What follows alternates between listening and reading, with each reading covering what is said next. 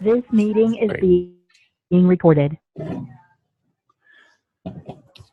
All right, good morning. Shrisha, thank you very much. So what I'm going to do this morning is to really try and review some issues that we see a lot in the clinic, we think a lot about in the clinic, we agonize a lot in the clinic, but we don't talk a lot about at conferences. And that's some of the nuances of antiretroviral therapy. I'm not going to talk about a guideline recommendation. Do we choose drug X or Y? Which integrase inhibitor we choose.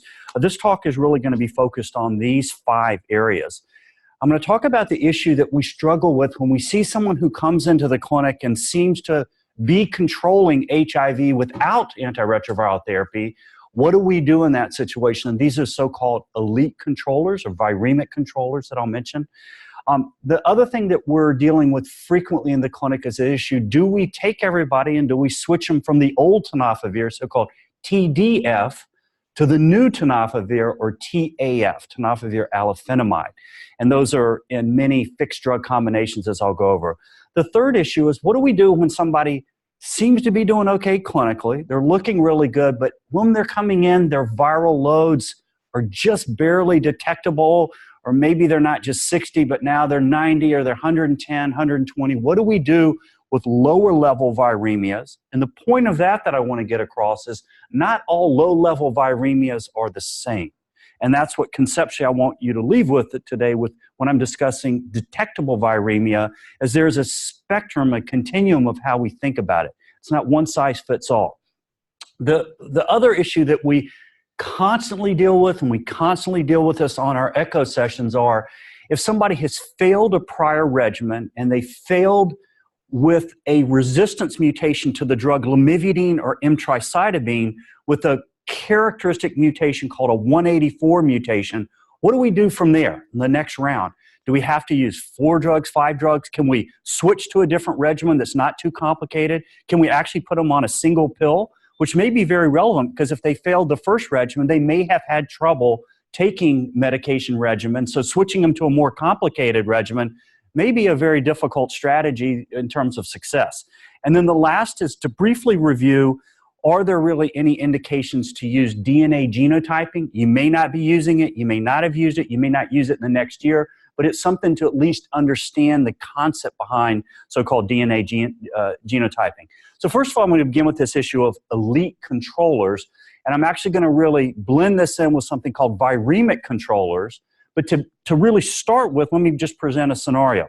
A 26-year-old man with HIV returns for a follow-up visit. He was diagnosed with HIV at age 21, has never taken antiretroviral therapy because he seems to have been doing very well. Almost all of the HIV RNA levels have been less than 50 copies per mil. And we call that, quote, undetectable or viral suppression.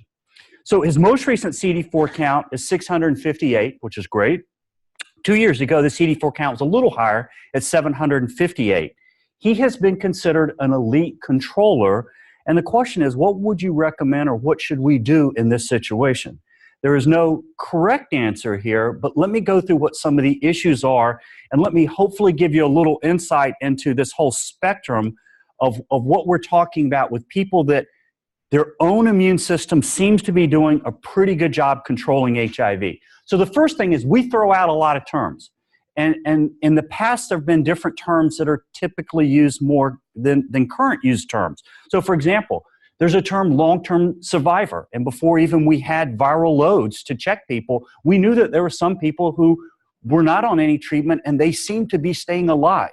And those are generally people that have been alive with HIV for 15 years.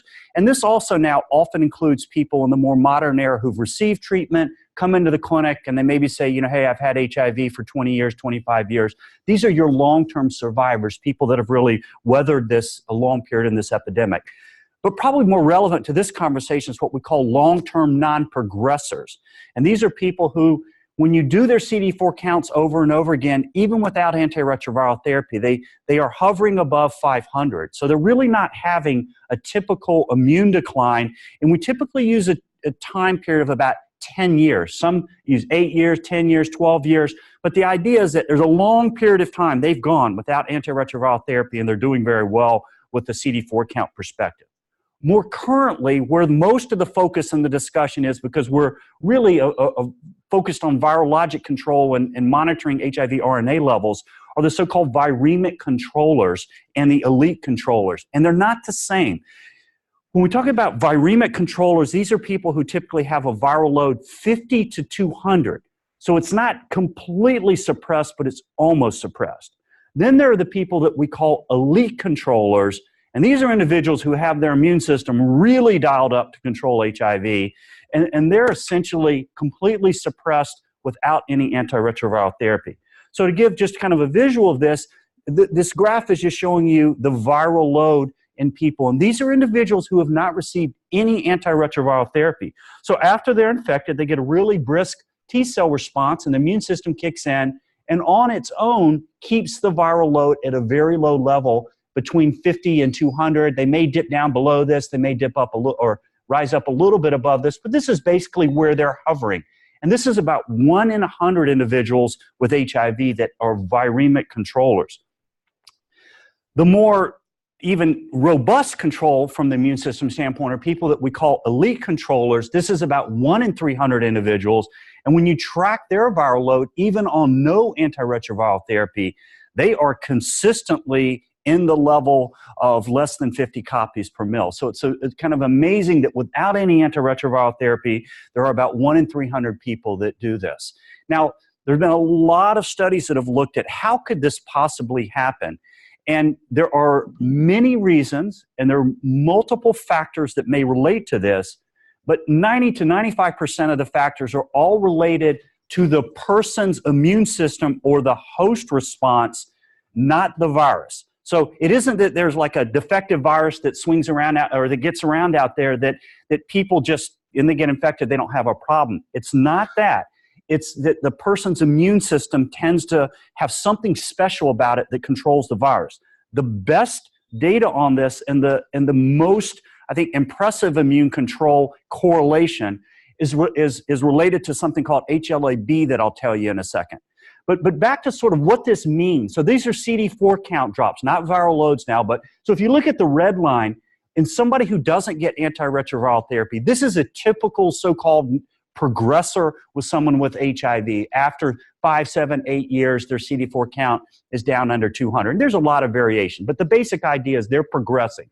Then you've got these two groups of individuals up here who are really not progressing, and you have the elite controllers that have very little CD4 drop. The viremic controllers, usually a gradual decline in CD4, but it takes a long time. Now here's the one factor that's been looked at where there's the best data outlining like how could this happen. And it's related to this protein called HLA B protein. And this work was done by a lot of investigators at the Mass General, led by this guy named Bruce Walker, who's really a guru in understanding how the CD8 arm of the immune system kicks in and controls HIV and how naturally the body kicks in. So the idea is that there's this protein, the HLA B protein, that's responsible for picking up little pieces of the virus inside of the cell, bringing them to the surface, presenting them to the immune system, so the immune system has the knowledge and awareness that there is a foreign invader there to come in and basically neutralize or destroy this invader. And this is exactly what the HLA B protein does. And it's something that they've investigated and found that in the pocket of this protein, this HLA B protein that all humans have, there are certain individuals that these very specific amino acids in the pocket have a mutation, that one single mutation in an amino acid can make the difference in somebody having a CD4 count go to 0 in 5 years versus somebody having a CD4 count that remains at 700 or 800. These very specific mutations in the pocket of the HLA B protein. Now, this is not the only reason why people are long-term non-progressors, but this is really the best defined specific correlation how this can happen. And they've outlined these 5 amino acids where if someone has a characteristic specific change, they are lucky in that their immune system will control HIV very well. And this is sort of just schematically giving you an idea how this might happen. So this is schematically showing, you know, a virus coming in, HIV coming in and infecting a CD4 cell. Once the virus is inside of the cell, a lot of the virus is broken up as it starts to replicate, and you have these peptides of the virus both early in the process and late in the process. But one of the key peptides is so-called GAG protein of the virus, and this HLA B protein is responsible for shuttling it to the surface of the cell and presenting it to the CD8 cells. And in these individuals that have this mutation in this HLA B, they have a completely revved up system that does a phenomenal job of getting this protein quickly and efficiently to the surface of the cell and presenting it to the immune system. That's just a characteristic example how you could have this. So you could at first look at this and go, well, with an elite controller and CD4 counts apparently doing really well, why would you even consider giving them antiretroviral therapy? So in recent years, there's been some appreciation that, not all is completely quiet on the front here, that there may be some things going on that are beneath the surface that we're not seeing. And there are a number of studies that have looked at this, very sophisticated studies to look at immune markers and immune inflammation and immune activation, and even some clinical studies that have shown that these individuals, even though they're in their numbers doing very well, there is this underlying immune activation and immune inflammation. And just a brief summary of sort of what some of the literature shows on this.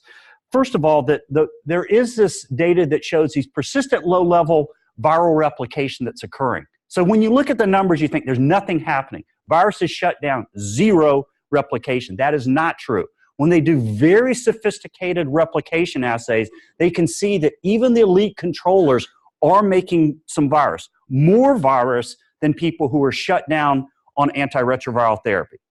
Second thing is, these individuals, when you go through and do larger studies and get enough individuals to do the studies, they have an increased risk of coronary atherosclerosis.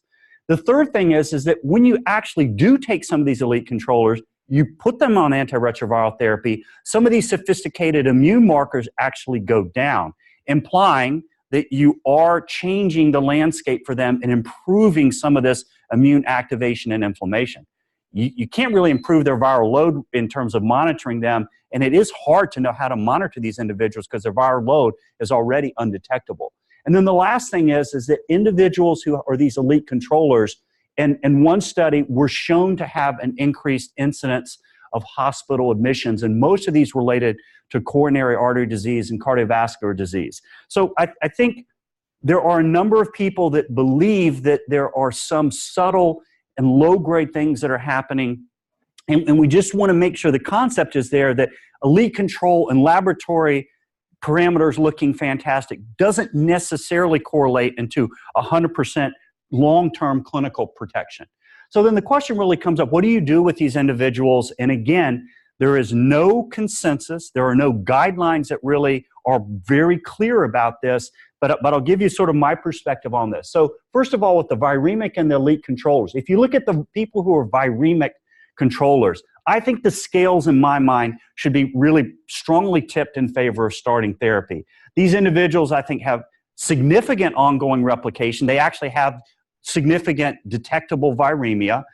They have immune activation and inflammation. They have increased atherosclerosis risk, and they actually have the potential to lose this viremic control, or if you group them in sort of elite control, they have the potential to lose that over time.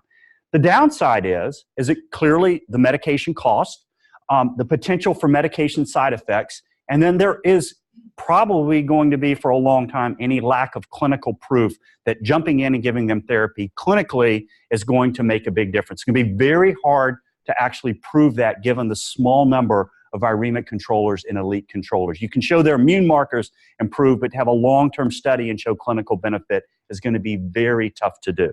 So, and then the other thing about this that partially tips the scales this way for me, if you had asked me this question 10 years ago, I probably would have said it's about a 50-50. But our medications that we use now are so easy for people to take, and in general, the side effect profiles are so much better than they were 10 years ago that I think the negative aspect of medications are really lessened now compared to years ago. So what about the elite controllers? So as you can see here, I think the scales tip pretty far there. With the elite controllers, not quite as much, but in my opinion, I think these same issues still go forth.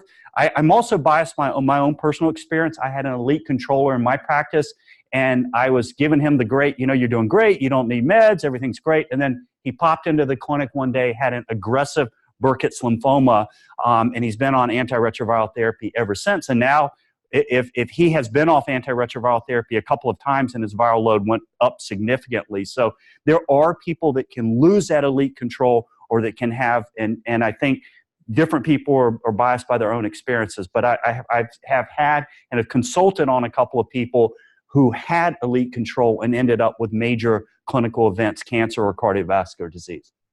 Okay, now this issue of switching to the old tenofovir, so-called TDF, tenofovir disoproxil fumarate, which is in the compound Truvada and many of our antiretroviral medications that are fixed drug combinations, to the newer tenofovir or tenofovir alafenamide.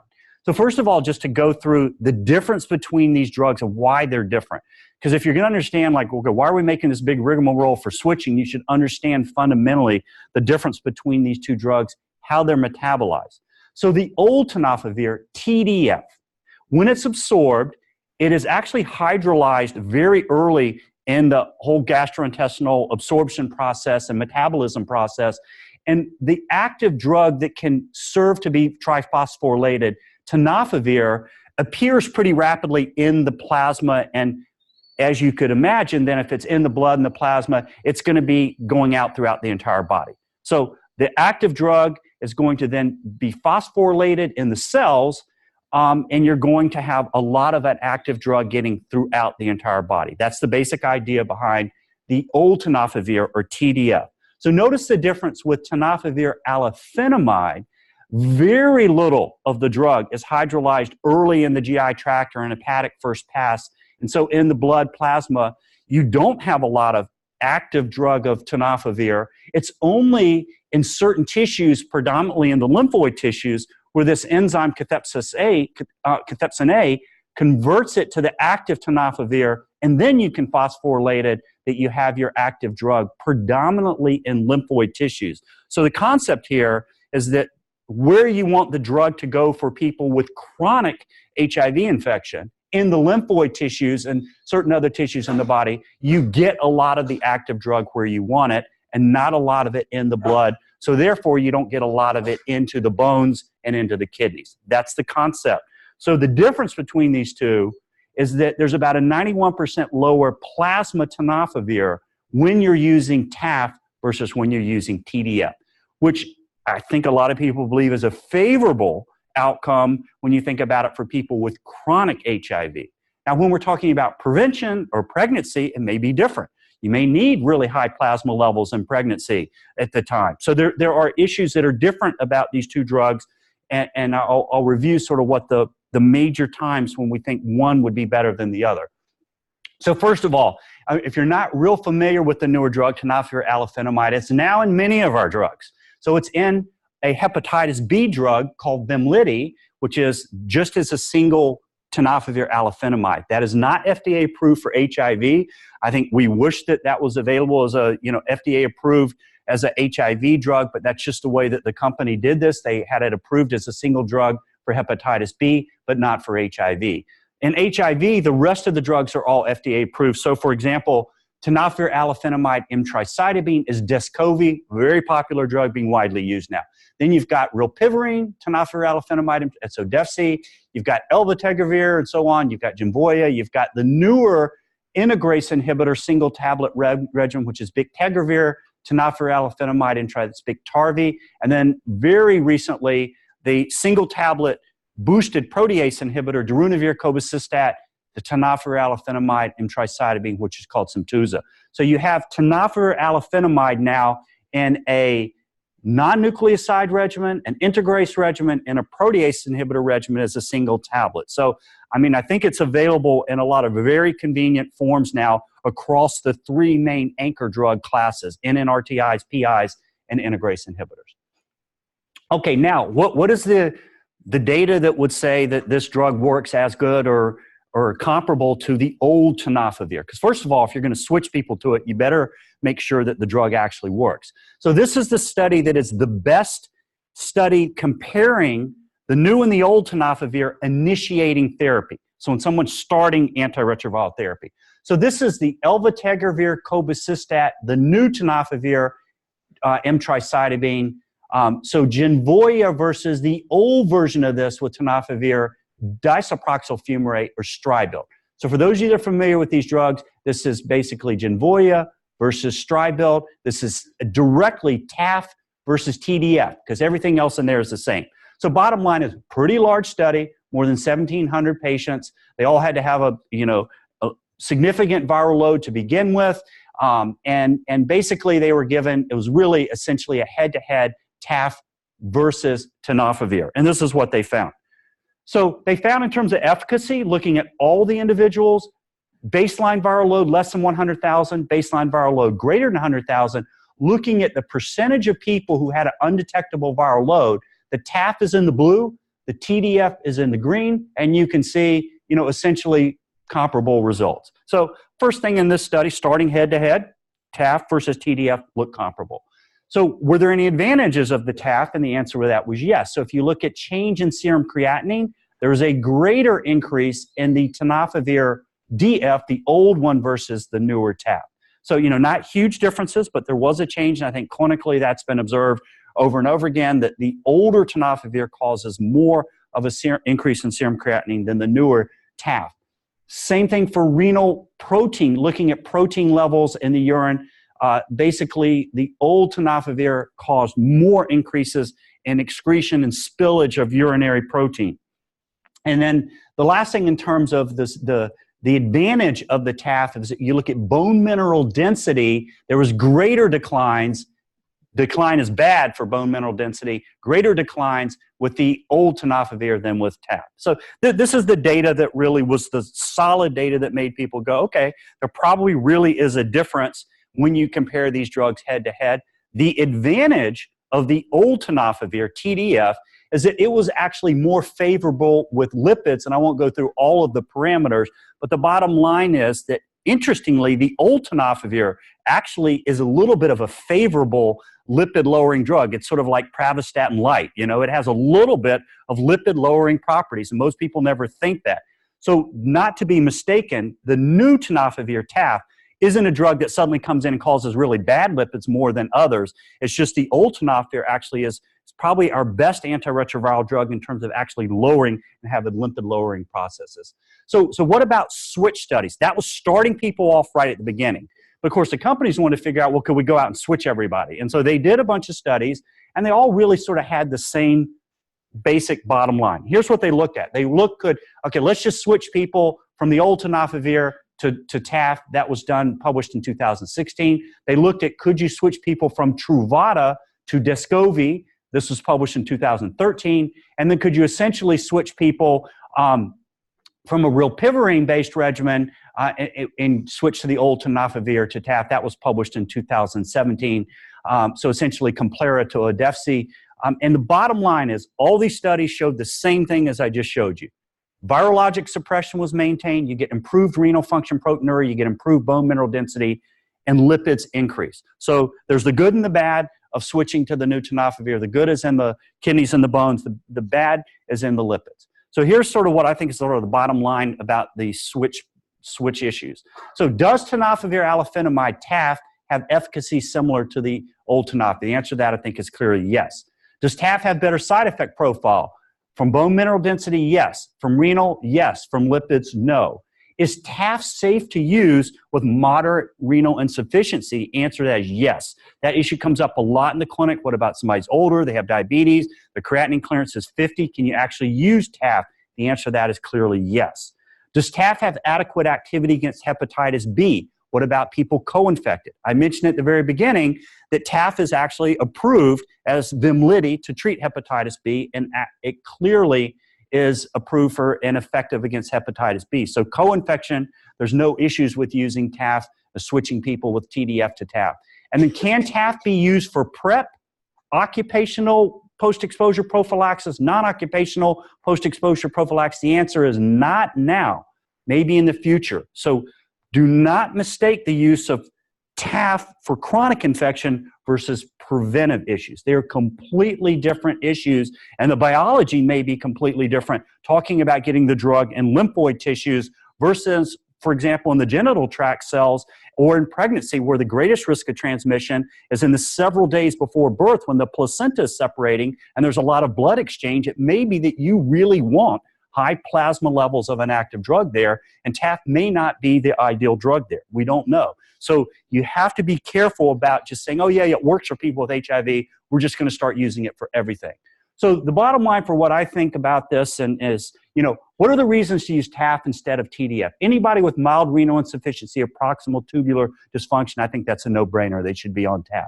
I think people with osteoporosis or osteopenia, and you could probably argue people with significant risk factors for that, should be on it. People with diabetes, in my opinion, I think are at higher risk of developing renal problems, and I think they should be on TAF instead of TDF. Anybody 50 years of age and older, my own opinion, as I think with sort of the aging of this HIV epidemic, about 50% of people in the United States now who have HIV are 50 years of age or older, kind of the 50-50 rule. So I think there's a lot of people that are prone to develop bone disease and renal disease that I think TAF would be favorable in that setting. What about reasons to use TDF, the old tenofovir, instead of TAF? I think there are these reasons. Concurrent use of rifamycin. If a person is on rifampin, rifabutin, rifapentine, they should not be on TAF. They should be either on TDF or some other antiretroviral drug. Pregnancy. There is no clear data yet that TAF is effective in pregnancy, and we're not recommending that at this point. Pre-exposure prophylaxis, PrEP. There's a large ongoing study looking at it, but right now I think there's no reason that you should be using TAF for pre-exposure prophylaxis. Post-exposure prophylaxis, this is my biggest worry, that people are going to show up in the ER, they're going to show up in different places, and people are just going to write, Descovy, because it's like that's what they know everybody's getting for HIV now. We do not have any recommendations anywhere to use the new tenofovir, Descovy, or TAF FTC for post-exposure prophylaxis, either occupational or non-occupational. Again, it may be that you want high plasma levels to rapidly get into the tissues in the skin, and that getting in lymphoid tissues over a long period of time may not be the issue, and you're certainly not worried about, for healthy healthcare workers, bone toxicity for taking a drug for 28 days. So TDF, I think, has an advantage there, the old one. And then people less than 12 years of age, the new tenofovir TAF is not FDA approved. Now, bringing up one or two other issues, which can be very interesting. So there is a new combination tenofovir tablet that has recently been generically FDA approved and marketed, and it is called Simduo. And this is tenofovir with lamivudine, which I think most people consider virtually, not probably completely, but very, very similar to M-tricytidine. So this Simduo, the issue is it is significantly less expensive than either one of these, commercially approved commercial drugs that are Truvada or Descovy. So about an $8,000 difference per year. So this is going to be interesting how this plays out, because it will be particularly interesting if the cost of that generic drug, Simduo, goes down even further because it's generically produced and there can be more competition. People may start really looking at a drug like that from a cost-effective and healthcare plans, and that would maybe be a reason that you could argue sticking with the old tenofovir in people who don't have to change. So here's what my recommendation, and a couple of places I'm going to put speaker recommendation, this is my recommendation. I think initiate therapy, I think we should initiate with TAF FTC in most people. I think that's what most people are doing in the clinic. I think there's a better long-term safety. If I was thinking if I had to start on medication, I'd probably rather be on a long-term safer drug, unless we start to see healthcare plans really being sort of forced to use the newer generic TDF3TC for cost issues. In terms of switch recommendations, my own personal recommendation is I would recommend switching to the newer preparation in people who have any creatinine clearance that's dipped below 60, so 30 to 60, osteoporosis, osteopenia, age over 50, or diabetes. And then I think we can consider switching with an individual discussing. So if you have a healthy 45-year-old person and they want to consider switching to TAF FTC right now, there isn't a cost differential. So I think it's fine to switch those those persons. But I do not think everybody needs to be forced to switch. I definitely think it should just be a discussion in those situations. Okay, now let me switch gears and talk a little bit about detectable viremia. And this is something we really struggle a lot with. a lot like our approach to this, it's really a continuum. And I really want to emphasize that not all low-level viremia is the same, or all viremia that's detectable is the same. So there's detectable viremia that's really, really low, that you can detect it, but it's not even quantifiable. And I'll go over that in a second. There's a virologic blip. There's persistently low-level viremia. And then there's viremia that's more higher levels, or 200, 1,000, or above 1,000. I'm only really going to discuss the things that are in blue here. These approaches here are pretty straightforward. We generally consider that pretty clear-cut failure. We want to try and get a genotype on those people, generally switch their antiretroviral regimen at that point, unless we can just, shore up adherence and then recheck a viral load at that point. But bottom line is I'm going to focus on these more controversial issues here. So what we like to see is, clear-cut virologic suppression. We like to see maintained virologic suppression, but that doesn't always happen. So what do you think about this? A 41-year-old man who's on tenofovir, alafenamide, emtricitabine, plus dolutegravir, so that's the Descovy, plus dolutegravir, presents for a routine follow-up. The laboratory shows a viral load, HIV RNA level less than 40 copies, but the comment on the lab, and this is in our system, you see this all the time, HIV RNA was detectable in this sample, but below the limits, the assay's limit of quantitation. So what does that mean? So the question is, what does it mean, and what do you do? So this is what it means, or this is what the report looks like. This is from a patient that I saw. So it says, in this first sample the patient had came in and said, HIV RNA not detected. Next time he comes in, it says, less than 40 RNA was detected, but below the assay's limit of quantitation. This is probably the most common question I get to just the viral load test that people are confused about. Well, what does this mean? So here's the bottom line on this. This happened when we started using this Abbott real-time assay. There are a number of other commercial assays now that have this same kind of high-level sensitivity where this issue has come up that can confuse providers. And the bottom line is, this Abbott assay and many of these other real-time assays, they can quantitate virus from 40 to 10 million copies. So, if your viral load, it's 9 million, they can tell you it's 9,122 copies. If it's 42, they can say it's 42 copies per milliliter. Okay, if it's less than 40, then there's two ways it may be read out. They may tell you it was detected, can't quantitate it, or it wasn't even detected.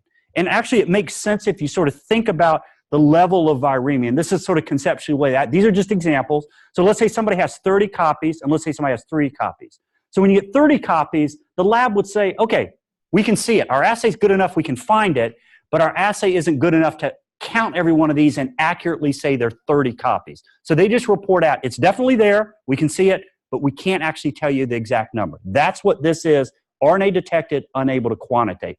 This one, the lab assay, there's no signal at all. And you only get this when you're down at really, really low levels of viremia. The question is, what does this really mean? Do we agonize over the difference of these two? And here's some data that showed where do you start to get this breakdown. And it really starts to break down that you're unable you can really unable to detect the virus when you get 5 copies. Most of the time you can't detect it. When you get 10 copies, only about 2/3 of people can have it detected. So the bottom line is it's only down at these really low levels where you truly can't actually detect virus. So what are the recommendations for this in the antiretroviral therapy guidelines? This is not addressed at all, but it comes up in the clinic over and over again. My own opinion is I do not think people need to change their regimen. I do not think you need to change your monitoring. I think you just need to be aware of that and follow it and just be aware that there is a difference. But as long as they're under 40, 50 copies, I don't think there's any clear evidence that those people have essentially loss of control of their viremia. Okay, a little bit different scenario. What about this one? 25-year-old woman is taking elvitegravir, cobicistat, tenofovir, alafenamide, emtricitabine, and then she's not, that's actually a typo, not a double cobicistat. So this is Genvoya, and she has suppressed HIV RNA levels, and then now she comes in, she has a viral load of 105. So practically, what should you do in the clinic when someone pops up and they suddenly have a viral load that increases? The first thing you should do is repeat it. So if you get this so-called low-level viremia, and low-level viremia is formally defined in all the national guidelines now, confirmed detectable viral load, but it's less than 200. So it's really somewhere in this range. I don't think we should be using that for the 30-copy individuals. 50 to 200 is really what we're talking about, low-level viremia. So the first thing you do is repeat it, because it could be that this is what happens. The viral load actually just goes right back down, and this red circle got moved in the formatting from Mac to PC, but the bottom line is this would be what we call a virologic blip. It's like a popcorn that goes off and there's, boom, it pops up and it's done, comes right back down again. So virologic blip. And the question is, what does that mean? The answer is probably nothing. So they looked at this in a study because this was happening to a lot of people. What about this intermittent viremia, so-called blips? When they studied it, they found that most blips appear to be random biologic and statistical variation around a mean viral load less than 50 rather than clinically significant viremia. So I think all of us now have really become very comfortable that if someone goes up and they go right back down, do not sweat it, and you can just keep going as you're doing. So the antiretroviral guidelines do address this. They say it's not usually associated with subsequent virologic failure. They don't actually say what to do. But my own opinion about it is do not change the regimen, do not change your monitoring, except for that when it went up first, then you want to check it again. But once it's back down again, you can go back to your every 3-month monitoring. Certainly the first time it goes up, you want to ask the person about adherence. Are they having struggling with their medicines and so on? But if they're not, and they say everything's the same, then just repeat it again in a month. If it comes right back down, then I think you're fine. You don't need to do anything different. Okay, now moving on to a little bit different scenario. This 29-year-old man's on rilpivirine, tenofovir, alafenamide, and tricytidine, which is Odefsey. It's a non-nucleoside, rilpivirine, presents with follow-up. After achieving viral load less than 40, good virologic suppression, his last 3 RNA values are 85, 104, and 96. So this is what we would call persistent low-level viremia. So what do you do in this situation? So now you're talking about somebody who was down, suppressed, but we clearly have sustained low-level viremia. And this is probably the most difficult situation to know what to do. We've agonized over this in the clinic. We agonize over this in echo sessions, what to do. And I'll just give you what a couple of the thoughts are about understanding how this can happen, because clearly what to do here is controversial. So first of all, there are different reasons why this can happen. And there's persistent viral replication that could be going on.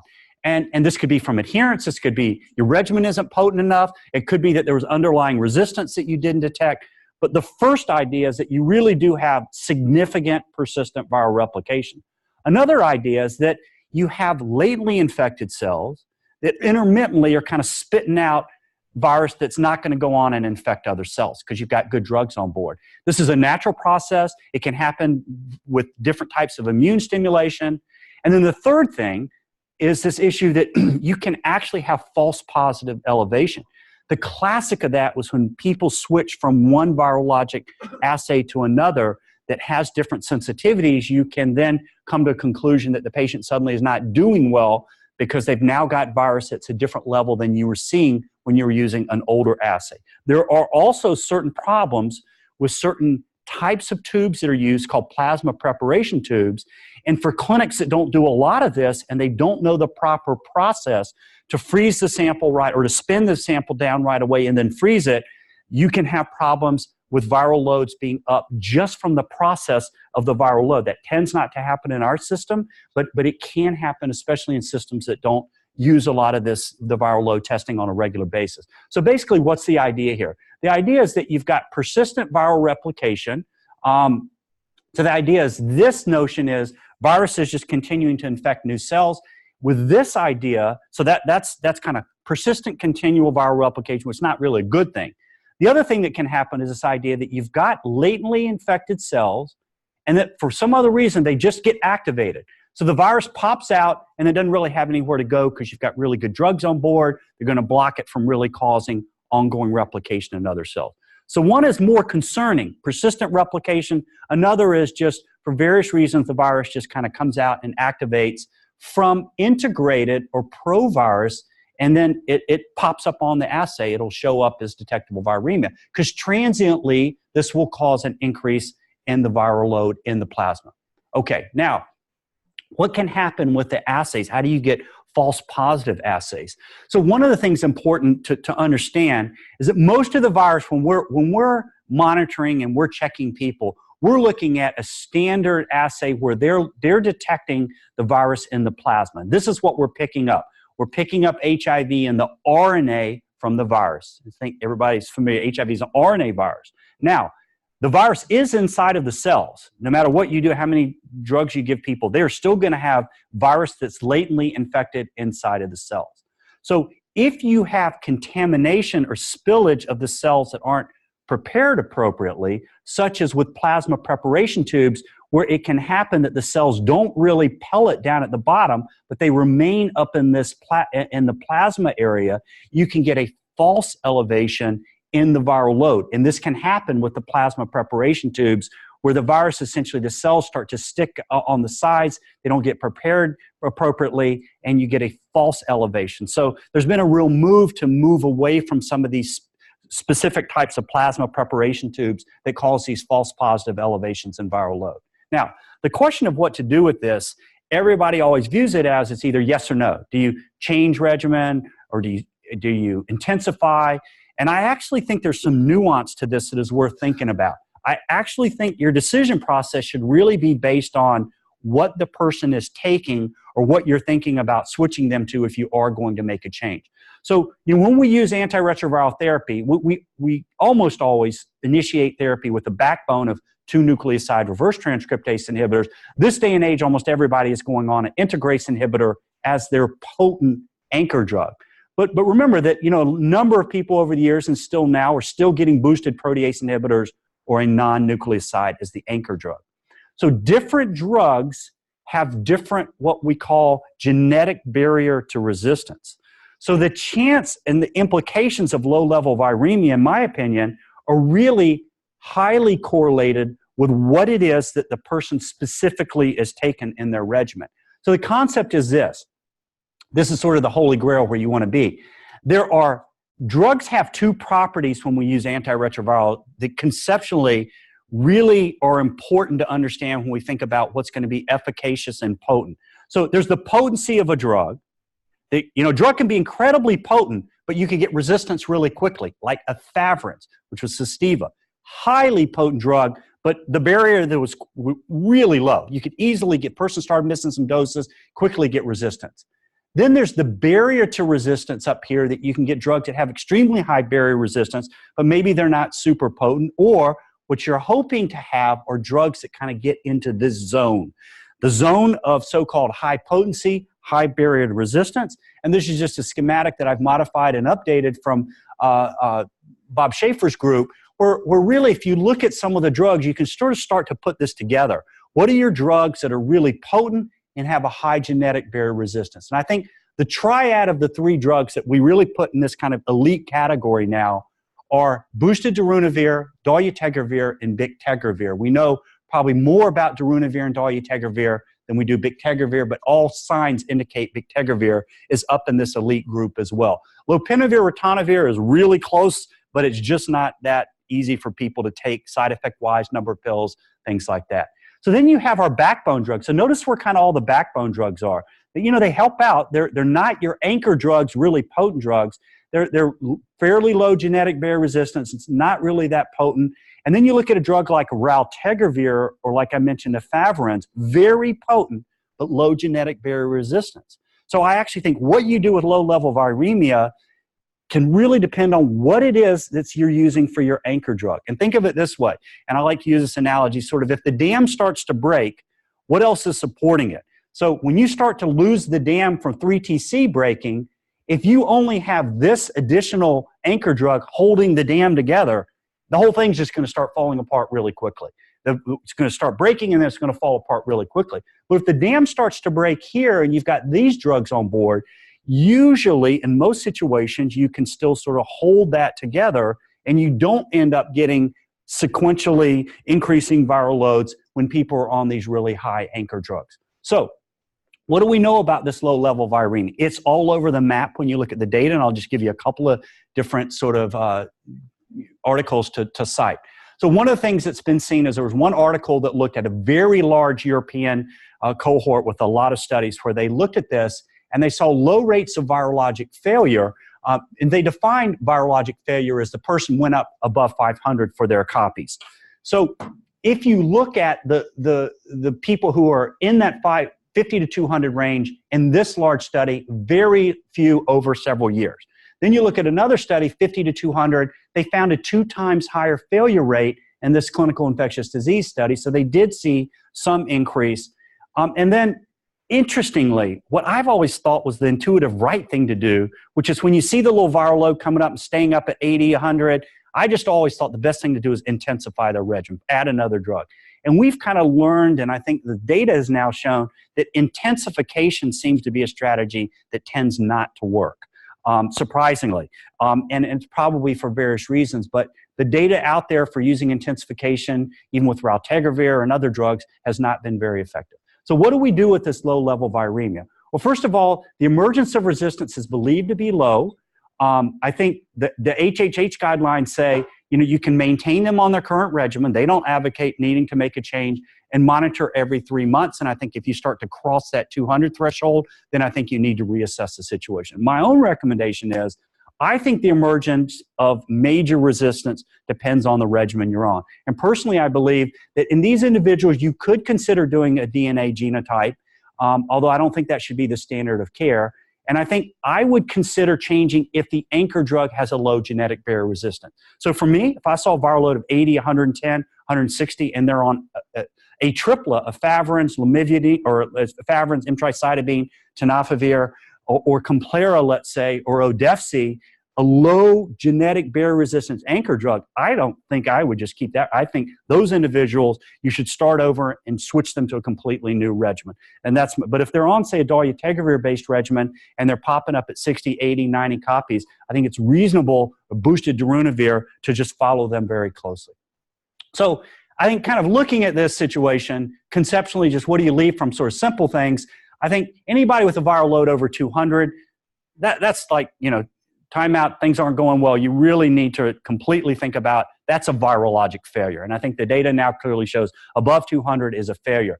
In this range, 50 to 200, I think you proceed with caution. It depends on what the situation is. You may need to make a complete regimen change. You may not. But certainly these individuals need to be followed very closely. You need to be trying to do everything to intensify their adherence and med follow-up and everything. Below 50, no matter what is going on, I don't think those individuals need any change in their regimen. So now, what about if somebody has an M184 mutation? So this is an example of a 33-year-old woman who has virologic failure on a common regimen, tenofovir, DF, emtricitabine, rilpivirine. The viral load goes up to 468, and then it goes up to 1,482. A drug resistance genotype is done, and it shows an M184 and a 138 mutation. This is the resistance to this drug. The emtricitabine, the E38, is resistance to rilpivirine. A baseline shows no mutations. And this is an example sort of that when the dam breaks with this regimen, often it breaks in multiple places. Whereas if you have dolutegravir instead of that, you would be very unlikely to see resistance. So the question is, what is the impact of that 184, and what do we do once we see that? So first of all, the 184 mutation does a couple things. It reduces virologic replication or fitness, so it has an advantage for that. This particular combination, emtricitabine, these drugs, emtricitabine or lamivudine, even once that resistance occurs, still maintain some activity. And the third thing is, if you develop that 184 mutation, you have hypersusceptibility to both the old tenofovir and the new tenofovir. So here's a study that was done years ago that showed lamivudine monotherapy, after the 184 resistance developed, you lost a lot of the effect of the drug. The viral load started going back up again, but it didn't go back up to baseline.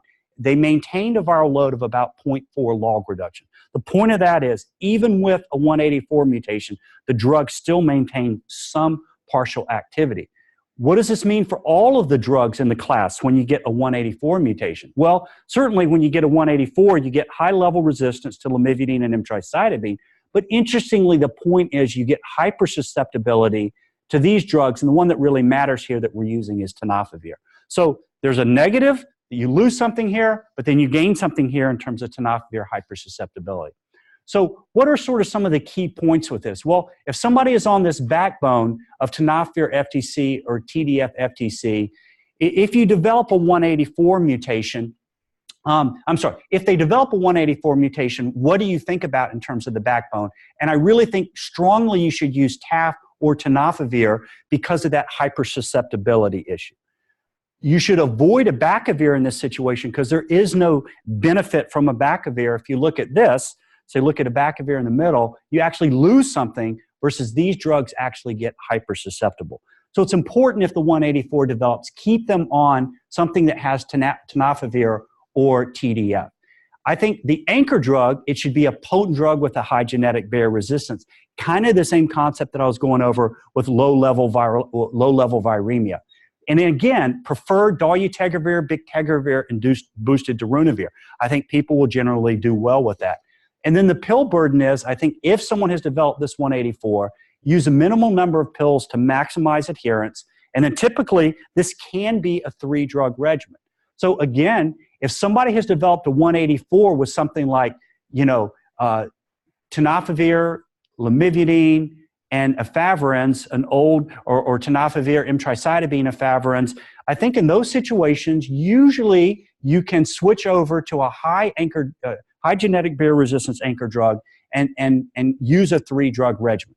So the guidelines actually now have addressed this, the antiretroviral therapy guidelines. They say if you get a second-line regimen after 184, you can typically use 2 nucleoside reverse transcriptase inhibitors, at least one is active like the tenofovir, and then you can use a boosted protease inhibitor. They also say that you can also potentially use an integrase inhibitor, 2 nukes plus an integrase inhibitor, and they say dolutegravir would be preferred over elvategravir or raltegravir, again, because elvategravir and raltegravir genetic barrier resistance is different than dolutegravir. And these guidelines recommendations were placed before bictegravir. Most people would equate bictegravir here. And then you could use a boosted protease inhibitor and an integrase inhibitor. That's the third option of what you can do.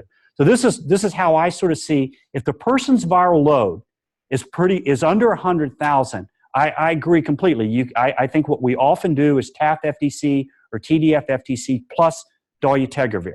I think you could also use bictegravir, even though that wasn't in the guidelines. And I think you could also then use this new single tablet regimen. So if pill burden was the problem, then personally I would switch to either the boosted darunavir single tablet regimen or the bictegravir single tablet regimen, or if taking 2 pills isn't an issue, then I think TAF FTC plus dolutegravir is a really good option. My own opinion is if their viral load is really high, I'm a little more nervous about just using a 3-drug regimen initially, and that's where I would sort of favor maybe using 2 really highly active drugs like dolutegravir plus boosted darunavir, or using the combination of one of these single tablet regimens with essentially 2 high genetic barrier resistance or 4 drugs in that situation. Now, what about if they failed and they were receiving elvategravir or raltegravir? I would be nervous about switching just to bictegravir or dolutegravir in that situation. And I personally would favor switching to a boosted protease inhibitor if they had failed elvategravir or raltegravir. And I think I would also consider in that situation using boosted darunavir plus or minus dolutegravir with the idea that you may be able to, if you can get an integrase genotype, that might be able to help guide you here for that. I think that would be a reasonable approach. The last thing, just to take about 2 minutes on, is just to mention DNA genotyping. So this is an example of a 57-year-old man. He'd currently been taking once daily abacavir lamivudine plus twice daily etravirine, raltegravir, lopinavir, ritonavir. Came to the clinic on this complicated regimen. He says he's taking many regimens in the past, had moved multiple times, and you don't really have any records. So the question is, you've got undetectable viral load, but he's sick of taking too many pills. He thinks he's having a lot of side effects from it. How can you possibly know what to do to switch? Because you don't really know what resistance he has. And can you switch to one of these sort of, simple regimens, or maybe a streamlined regimen compared to what he's taking with these multiple medicines? So the point of this is with DNA genotyping is it is conceptually different in that you're probing out and you're going to analyze the virus that is integrated into the cell. So there's always virus integrated in the cells. You're always able to theoretically do this because there is provirus around. The big question is, does this what's integrated here correlate completely with what circulates around in the blood? And that's the big unknown about this. The concept is this. When we do our traditional drug resistance assays, we're measuring RNA from the free-floating HIV in the plasma. When you do the DNA genotype, you're analyzing the cells and you're analyzing actually the provirus in the cell. So 2 completely different sort of concepts of what you're doing. And then with the standard genotype, it's plasma. It's reliable with a viral load above 1,000, pretty reliable above 500, and you can even try down probably to around 200, especially in our lab here at the UW. It's really pretty good at these lower levels. The difference is in the DNA genotype, it is a whole blood sample. They're analyzing the cells, so they're testing for archived mutations. It's integrated in the cells, and you can do this with a viral load of 60, 100, even undetectable viral loads. And the one point to make about this, if you ever do a DNA genotype, it's important to understand the process, the way these samples are compared or prepared are totally different. So there's the blood draw that you need to spin down right away for plasma. You need to then aliquot off the plasma and freeze it. Whereas with this, you're analyzing the cells, and this is where you just sort of directly freeze the sample and then send it off for analysis to the companies that do this. So to conclude then, with this, the DNA genotype, really, all the guidelines say is that clinical utility of this has not yet been determined. So, what does that mean? We just don't know what to do. My own opinion is we should selectively use this. I think people should start getting a little bit of experience with it. We've had a little bit of experience, especially with some of our echo colleagues, specifically in these kind of situations where you're really trying to do something significant that's a change. But I also think about that it could be used in people with low-level viremia to help your decision-making. And the last I would say is that you should determine, when you get the result back, does it look like it makes sense? If the person says, I took these drugs, and the mutations that they're saying seem to match up with the drugs they said, then I think it makes more sense to be able to use the DNA genotype for clinical decision-making. So thank you very much this morning. What I've really tried to do is really highlight these 5 issues related, and then I think I'll go ahead and stop, take a couple minutes of questions, and thank you very much.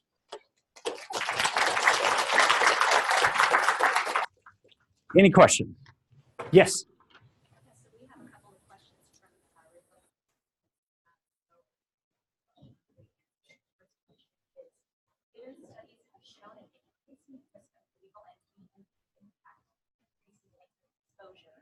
Is there any reason other than insurance coverage and constipation that is one on a TDF regimen to TAF? And you said the first part was, given the increase, you said renal and BMD, bone mineral density. So just to clarify, the question is really, given the benefit of bone mineral density in renal, other than insurance issues, is there really any reason not to switch people on it? I think the answer to that is there really isn't a lot of reason not to switch people, because the cost right now appears to be comparable. Most insurances are covering it. I think there is an advantage. I think most of us are actually doing that. I think we're switching a lot of people. But I think some people really like the regimen. They've never had any trouble. And I think there's a difference in being able to switch people and walking in the room and saying, you need to switch this regimen, and a healthy 35-year-old that really likes their regimen and they're doing fine. It's reasonable to keep them on and continue to monitor them. So my own opinion is, I think that's really what we're doing more and more in the clinic, is switching people to TAF FTC-based regimens. And I think the only thing that may drive that or counter that could be in large healthcare plans and issues down the road if we see this big cost differential that could come up in the future. There's another question? Or let me take one live, yes. So the issue of not using TAF when your creatinine clearance is less than 30, yes. Is that a lack of data, or lack of FDA approval, lack of studies to be done? Is it likely to change? Anything you can tell me about this? I get asked about this all the time. Right. So the question is, what about using TAF with creatinine clearance less than 30? So the bottom line on that is, and you brought up is it because of lack of data? Is it because of true toxicity? The bottom line is we don't really know. It hasn't been studied adequately below 30. So right now that is the FDA approved and recommended. We have, I think, pushed that envelope a little bit in some people. There are good dosing recommendations. For example, we had this situation come up the other day where somebody was on dialysis, and it made sense for them. They already had renal insufficiency, and they didn't have any bone mineral density problems, and it was going to be much easier to dose them on tenofovir, where we actually have formal recommendations. But I think unless, either Brian or Sri should know, I'm not aware of any studies right now that are looking at creatinine clearance less than 30 and TAF-based studies. So I don't think we're going to have that answer soon. But it is a question that comes up a lot. I think most people in that situation, unless there's a really strong reason, are either using nuke-sparing regimens or bacavir or other options in that situation. And then remember, when your creatinine clearance is less than 30, you are going to need to probably around that level start dose reducing, you know, your lamivudine or emtricitabine. Colleen, was there another question too? Yes. So the other question was in low-level viremia, either someone who's untreated, such as Millie, like the last piece we talked about with on. Yes. Became detectable. But how would we counsel patients about that? Great. The reason U equals U is special. That is a great question. To repeat the question, so if somebody either naturally, spontaneously has a viral load less than, let's say, 200 copies, or they're on treatment and they have a viral load less than 200 that say it's hovering around 80, 100, 110, what about the issue of that individual transmitting virus to other individuals? So what I can tell you is what we know from the data. The natural persons who is not on any antiretroviral therapy, the best corollary of that is the RICAI study, which is done in Africa, that essentially showed no transmissions in people with a viral load less than 1,000. The available data would suggest that when you're in that range of 100, 110 copies, that you probably have very low risk of transmission. Whether or not that's truly U equals U may not be the case, but in the studies where they've done in Europe, the predominant studies that have been done in Europe, they used a cutoff of 200 for a definition of transmission or for, quote, undetectable viral load. So in individuals, and what we're really talking about here is, to elaborate just a little bit, is the risk that somebody would have condomless sex and transmit HIV to their partner. So we know that if the viral load is truly undetectable, that risk is exquisitely low or close to zero. The question is, if it's up around 100 or 120, does that risk go up? The answer from is that the risk is still probably extremely low. I personally believe your very lowest risk is if you're under 50. But the data from Europe would suggest, when they used a cutoff of 200, and they did have some people that had viral loads above 50 in that study, that transmission did not occur with a viral load less than 200. With that said, do most people believe the lower the viral load goes down, you move closer and closer to zero risk? That's what I would believe. So I would say if we're really talking about advocating for U equals U, I think for that reason, I think it's a good idea to get people in a level that is as low as possible with their viral load. But the data would say that under 200 in Europe, they had no transmissions in those individuals. Brian or Srisha, you want to add anything to that? Or okay. It is a very good question, and that theoretically would be a reason. I think certainly if they're popping up above that level, it would be a strong reason, transmission benefit, to get people on antiretroviral therapy. Any other questions? All right, thank you. We'll stop there. Thanks.